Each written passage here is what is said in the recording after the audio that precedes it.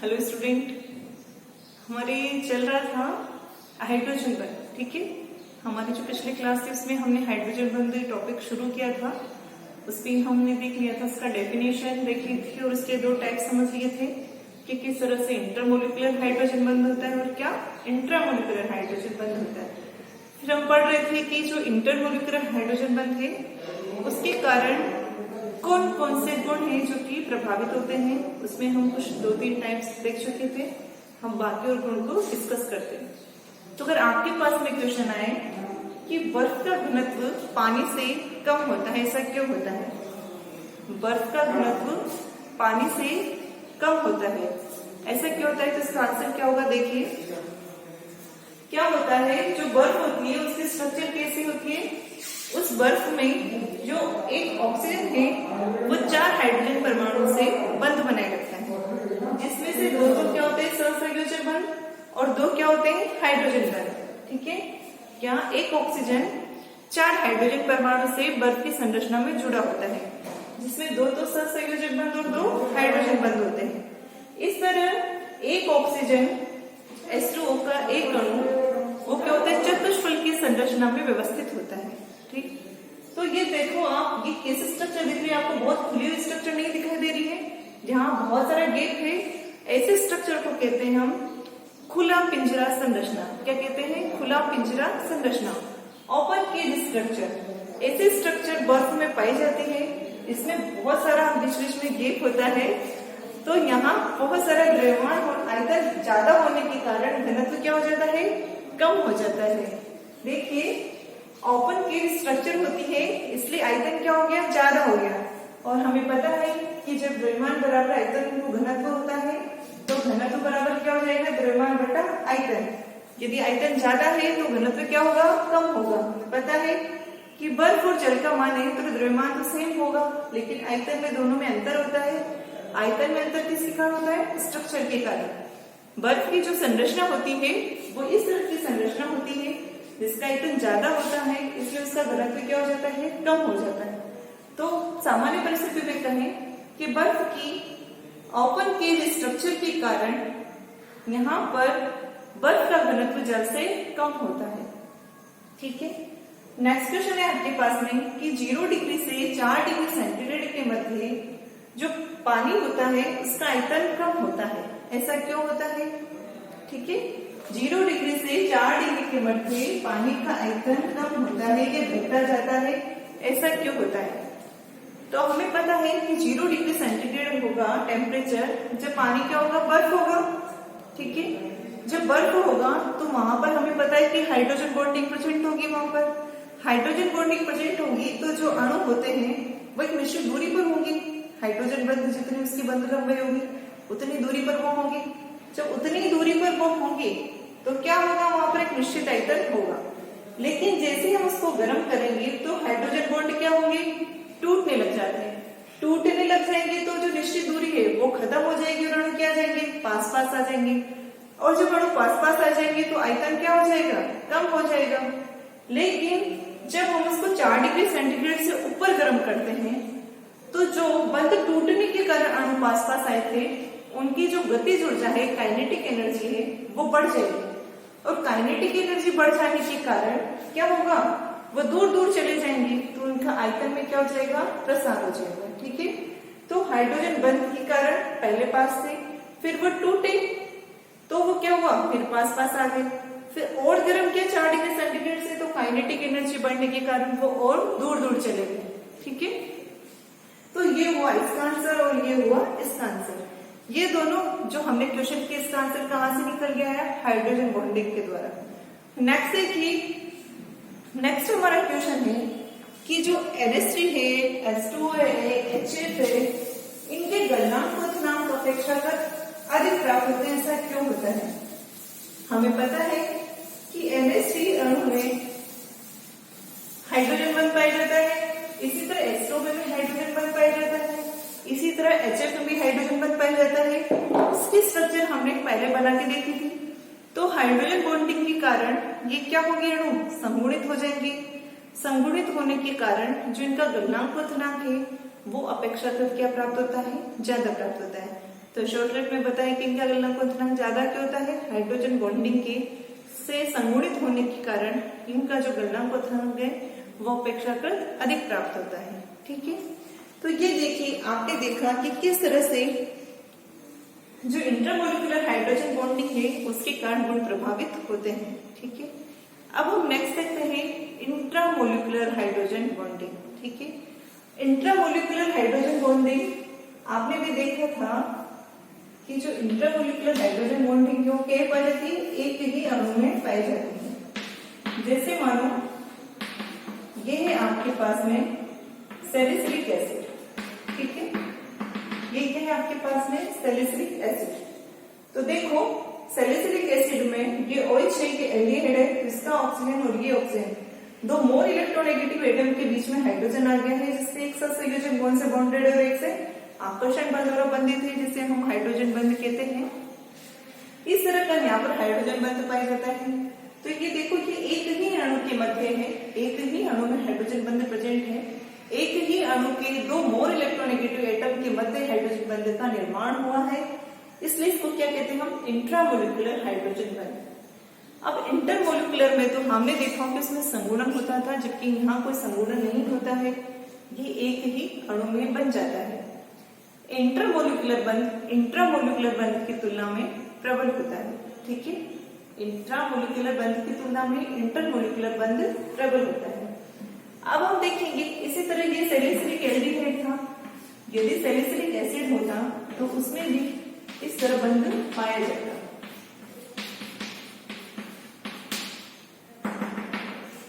ठीक है, तो अब हम देखेंगे कि जो ये इंट्रामोलिकुलर हाइड्रोजन बंध है इसके कारण कौन कौन से गुण प्रभावित होते हैं। तो देखते हैं हम किसके कारण कौन से गुण प्रभावित होते हैं। तो देखिए इसके कारण सबसे पहला है विलेयता। क्या है? विलेयता। अब विलेयता की जो जल में विलेयता की बात कर रहे हैं हम, तो जो जल से हाइड्रोजन बॉन्ड बना लेगा वो जल में विलय होगा, और जो जल से हाइड्रोजन बॉन्ड नहीं बनेगा वो जल में विलय नहीं होगा। जैसे हम बात करें अल्कोहल की, किसकी? अल्कोहल की, हम देख रहे हैं जल में विलेयता।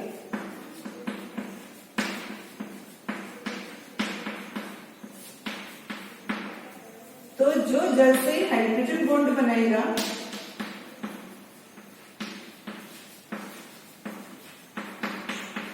बनाता है वो जल में क्या होगा? विलय होगा, और जो बॉन्ड नहीं बनाएगा वो विलय नहीं होगा। तो हमारे पास प्रश्न है कि अल्कोहल जल में विलय है, ये क्या है? जल में विलय है। क्यों? तो आपके पास आंसर क्या होगा? क्योंकि अल्कोहल जल के साथ में हाइड्रोजन बॉन्डिंग का निर्माण कर लेता है, इसलिए ये क्या है? जल में विलय है।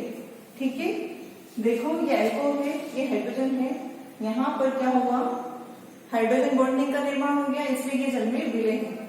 इसी तरह आपसे पूछा जाए डाइमेथिल ईथर, ये जल में विलय है। क्यों? क्योंकि ये भी जल के साथ हाइड्रोजन बॉन्डिंग बना लेती है, इसलिए ये भी जल में विलय है। ठीक है, नेक्स्ट देखो, अगर आपसे पूछा जाए कि क्या बेंजीन जल में विलय है, हमें पता है कि बेंजीन जल में विलय नहीं है। क्यों? क्योंकि वो जल के साथ कोई हाइड्रोजन बॉन्ड का निर्माण नहीं करता है। लेकिन क्या पिरिडिन जल में विलय है? तो आपका आंसर जाएगा हाँ, पिरिडिन जल में विलय है। क्यों पिरिडिन जल में विलय है? क्योंकि पिरिडिन देखो किस तरह से हाइड्रोजन बॉन्ड का निर्माण करती है। ये देखो ये पिरिडिन है, ये पिरिडिन इस तरह से जल से हाइड्रोजन बंध बना लेगी, और हाइड्रोजन बंध बनाने के कारण ये जल में विलय हो जाएगी। लेकिन बेंजीन जल में विलय नहीं होती है। तो सिंपल सा फंडा है कि जो जल के साथ हाइड्रोजन बंध का निर्माण करेगा वो जल में विलय होगा, और बाकी जल में विलय नहीं होंगे। तो ये देखा आपने जल में विलयता। अब हम देखते हैं कि किस तरह से कुछ एसिडिक गुण भी हैं जो कि इसके कारण प्रभावित होते हैं। देखो कैसे, हमें पता है कि किसी भी अम्ल की अम्लीय सामर्थ्य इस पे डिपेंड करती है कि वो कितनी आसानी से इसका H+ दान कर देता है, और बनने वाला जो कार्ब रेनाइन होता है वो जितना ज्यादा स्टेबल होगा वो अम्ल उतना ही ज्यादा अम्लीय होता है। जैसे हम बात करें सैलिसिलिक अम्ल की, तो ये सैलिसिलिक अम्ल है हमारे पास में कि एसिडिक स्ट्रेंथ H+ डोनेट करेगा तो हमारे पास में यहाँ पर ये रेनाइन आ जाएगा,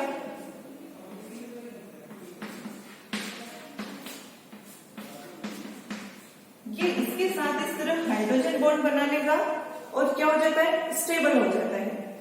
तो इस बनने वाले एनाइन में हाइड्रोजन बॉन्डिंग के कारण स्टेबिलिटी आ जाती है। इसलिए अगर हम बात करें तो ये जो इसका ऑर्थो है, ऑर्थो प्रतिस्थापी, वो ज्यादा अम्लीय होता है इसके मेटा और पेरा की तुलना में। ठीक है, क्योंकि मेटा और पेरा में इस तरह की इंट्रामोलिकुलर हाइड्रोजन बॉन्डिंग प्रेजेंट नहीं होती है। ठीक है, तो आपसे कहा जाए कि जो सैलिसिलिक अम्ल है वो मोर एसिडिक होता है, रीजन दीजिए तो कह देना इंट्रामोलिकुलर हाइड्रोजन बॉन्डिंग के कारण इसकी ज्यादा स्टेबिलिटी हो जाती है, इसलिए ये ज्यादा अम्लीय होता है। नेक्स्ट उदाहरण देखो, आपके पास में क्लोरीन हाइड्रेट। हमें पता है कि यदि एक कार्बन पर एक से अधिक OH हो तो क्या वह स्टेबल होगा? नहीं। यदि एक से अधिक कार्बन पर OH समूह होते हैं तो वहां से H2 निकल जाता है, 2 OH नहीं रुकते हैं। लेकिन जो क्लोरीन हाइड्रेट है, chlorine hydrate CCl3 CH OH का थर्ड बेस। ठीक है, ये क्या है? क्लोरीन हाइड्रेट है।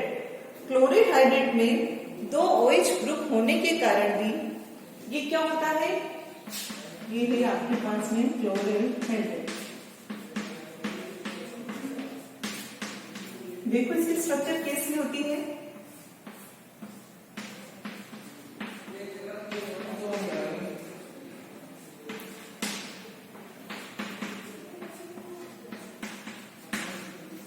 यहाँ देखो, यहाँ 2 OH है तो ये दोनों OH भी स्थायी होते हैं, क्योंकि इस तरह यहाँ पर हाइड्रोजन बॉन्डिंग पाई जाती है।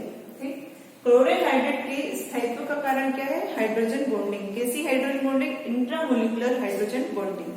ठीक है, मैंने आपको बताया था कि जो सहसंयोजक बंध है, मतलब जो हाइड्रोजन है वो उधर ऑक्सीजन नाइट्रोजन फ्लोरीन से डायरेक्ट जुड़ा होना चाहिए, जबकि इधर फ्लोरीन ऑक्सीजन नाइट्रोजन क्लोरीन, इन चारों में से कोई भी एक तत्व अगर विद्यमान हो तो उसके साथ में क्या बना लेता है? हाइड्रोजन बॉन्ड का निर्माण कर लेता है। ठीक है, तो आपने देखिए किस तरह जल में विलेयता प्रभावित हुई, किस तरह क्लोरीन हाइड्रेट का स्थायित्व बन गया है। ठीक, आगे देखिए, हम आपसे बात करें कि जो एसिटिलीन है वो एसिटिलीन एसीटोन में विलय हो जाती है। ऐसा क्यों होता है? एसिटिलीन एसीटोन में विलय हो, ऐसा क्यों होगा? क्योंकि इस तरह इन दोनों के मध्य हाइड्रोजन बॉन्ड बन जाता है, इसी तरह एसिटिलीन एसीटोन में विलय होती है। ठीक है, अब हम बाकी और भी उदाहरण कुछ देखते हैं जो कि इसके कारण प्रभावित होता है। जैसे हम देखते हैं ऑर्थो नाइट्रो बेंजोइक अम्ल।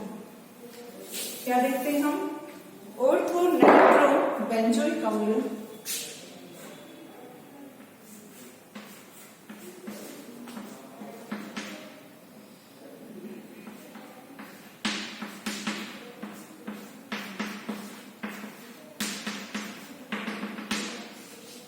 ये ऑर्थो नाइट्रो बेंजोइक अम्ल है। इसमें देखो कि किस तरह से इंट्रामोलिकुलर हाइड्रोजन बॉन्डिंग पाई जाती है। अगर हम इसका पेरा देखें, ये है इसका पेरा।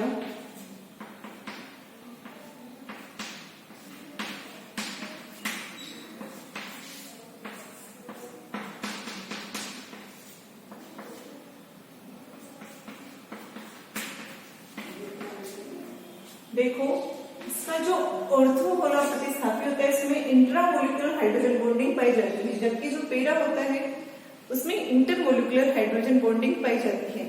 इसलिए इनकी क्वथनांक गलनांक की अगर हम बात करें तो इसका जो ऑर्थो वाला गलनांक होता है, इसका गलनांक क्वथनांक कम आता है पेरा की तुलना में। ठीक है, हम पहले कह चुके हैं कि जो इंटरमोलिकुलर हाइड्रोजन बॉन्डिंग है उसमें संगुणन होता है। इस वजह से क्या हो जाता है, संगुणन होने के कारण यहां पर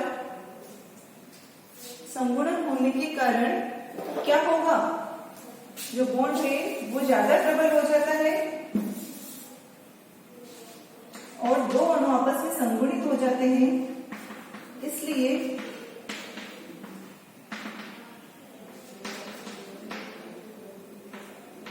देखो किस तरह से ये संगुणन होता है, ये देखिए, ठीक है। इसका COH NO2 से जुड़ जाएगा, जबकि यहाँ पर एक ही हाइड्रोजन बॉन्ड का निर्माण हो रहा है, इसलिए इसका गलनांक क्वोथिनांक ऑर्थो की तुलना में ज्यादा होता है, ठीक है। तो ये किसमें देखो आपने, ऑर्थो नाइट्रो बेंजोइक अम्लों में। तो आपने इस तरह से कुछ उदाहरण देखे कि किस तरह से हाइड्रोजन बॉन्डिंग के कारण किसी की अम्लीय सामर्थ्य बढ़ जाती है, किसी के गलनांक क्वोथिनांक बढ़ जाते हैं, किसी के जल में विलीयता बढ़ जाती है, ठीक है। कुछ लोग हैं जो कि जल में विलय हो जाते हैं। तो आपने देखा कि अगर इस तरह का कोई भी उदाहरण आए तो उसका आंसर क्या होता है, जल में विलीयता। अगर हम बात करें कि एक कंपाउंड तो दिया हुआ है जिसमें एक ही हाइड्रोजन बॉन्डिंग का निर्माण हो रहा है और एक में एक से ज्यादा हाइड्रोजन बॉन्डिंग का निर्माण हो रहा है, तो क्या होगा, जिसमें ज्यादा हाइड्रोजन बॉन्डिंग बन रही है उसमें उसका गलनांक क्वोथिनांक अपेक्षाकृत ज्यादा प्राप्त होगा। जैसे देखो आपके पास एथिलीन ग्लाइकोल हो या ग्लिसरॉल हो, तो ये पता है कि एथिलीन ग्लाइकोल में 2 H है, ग्लिसरॉल में 3 OH है, तो यहाँ पर जो हाइड्रोजन बॉन्डिंग बनाने की जो पॉसिबिलिटी है वो ज्यादा बन रही है, ठीक है। तो जहाँ पॉसिबिलिटी हाइड्रोजन बॉन्डिंग की ज्यादा होगी वहां उसका गलनांक क्वोथिनांक भी ज्यादा हो जाएगा, ठीक है, क्योंकि उस बंध को तोड़ने के लिए भी आपको कुछ ना कुछ ऊष्मा देनी पड़ेगी। तो इस तरह से हाइड्रोजन बॉन्डिंग के कारण वो जो गुण है जिनका प्रभाव बदल जाता है या जिन गुणों पर हाइड्रोजन बॉन्डिंग का प्रभाव होता है वो आपने देखे। ये क्वेश्चन फॉर्म में हमने देखे, इसी तरह क्वेश्चन फॉर्म में ये आपके पास आते हैं और आपको उसका आंसर देना होता है। तो इसी के साथ में आपका जो हाइड्रोजन बॉन्डिंग वाला टॉपिक है वो कंप्लीट होता है। Thank you.